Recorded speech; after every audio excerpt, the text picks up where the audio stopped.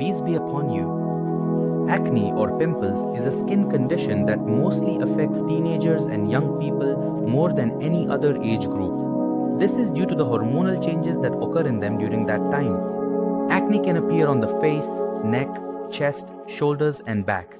And inside the pimple you see, there are 4 things waging a long battle until they form the pus or the white discharge you see in front of you. These are bacteria, dead skin cells, white blood cells, and an oily substance called sebum. Let's see how a pimple forms. Next to each hair on our body, there is something called a sebaceous gland, or the sebaceous gland.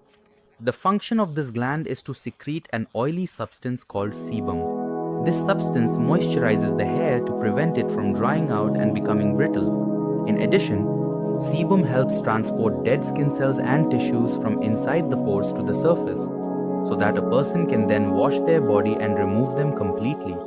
But sometimes, there can be some disturbances in this process. For example, if a person doesn't clean their face or body properly, this will allow bacteria to multiply in the sebum that surrounds the hair from the outside.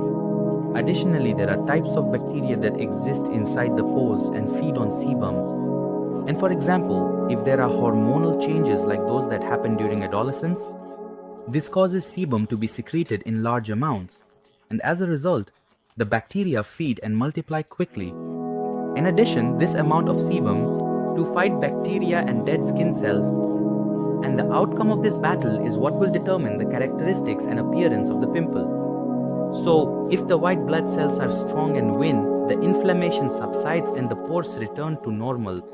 But if the bacteria are aggressive, or there is a lot of sebum spreading, or the dead skin cells completely block the opening from the outside, this causes the pimple to grow and develop over time. The head of the pimple might turn white or black, and it can even progress to the point of forming blood or an abscess.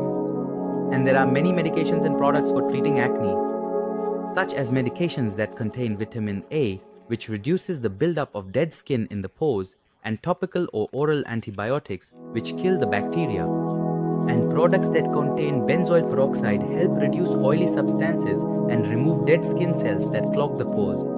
It is also possible to use injections that contain certain substances like corticosteroids and antibiotics, which are injected into the head of each pimple. These injections reduce inflammation and kill bacteria. And if the pimple is small, its contents can be extracted using skincare tools. This method is very effective because it gets rid of all the bacteria, oily substances, and dead skin cells. However, if the pimple is large and in a visible area like the face, it is preferable to use medications first before opening it. There are also new products and modern methods for treating acne, and you should try to choose the method that suits you best in terms of your goal and your financial situation, because some of these methods can